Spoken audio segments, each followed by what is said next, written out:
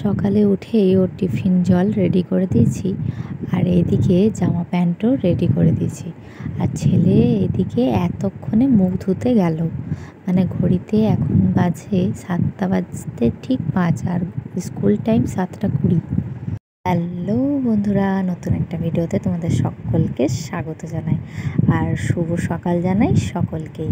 চলো, সকালটা আমি শুরু করে দিয়েছি 1 কাপ চা দিয়েই, আর ওদেরকেও খাবার দাবার দিয়ে দিয়েছি আর রান্নার জোগাড়ও দিয়ে দিচ্ছি।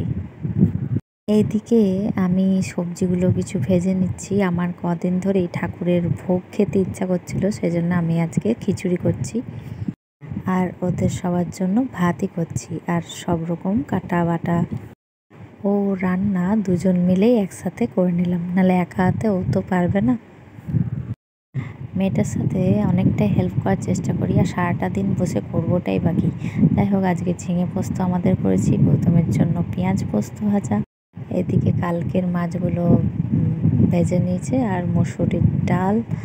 এদিকে সব মিলিয়ে একটা তরকারি, বাদাম আর পোস্ত বেটে দিয়ে দিয়েছি তরকারিটাই। আর আমার জন্য খিচুড়ি, আর ওদের জন্য ভাত আর ডিমের কারি, যেটা রাত্রেও রুটি দিয়ে খাবো আমরা। তাই রান্না বান্না সেরে পরে তারপরে 12টার সময় চান টান করে ঠাকুর প্রণামটা সেরে নিলাম, মনা আসলে খাবো।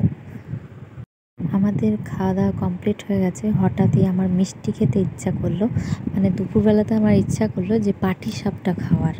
তো আমি তখন টিফিন বক্সটা খুলে দেখি একটা লাড্ডু আছে আর গুড় পিঠে আছে, তো লাড্ডুটাই নিলাম, আর একটা বেদানা ছিল, বেদানাটাও খেয়ে নিলাম। আজও মায়ের কথা বেশ মনে পড়ছে। মা আমাকে কত যত্ন করতো, এটি সেটি রান্না করে দিত, সন্ধে হলেই তেলের বাটিটা নিয়ে এসে তেল দিয়ে দিত। সত্যি মা যে কী জিনিস মা হলেই বোঝা যায়।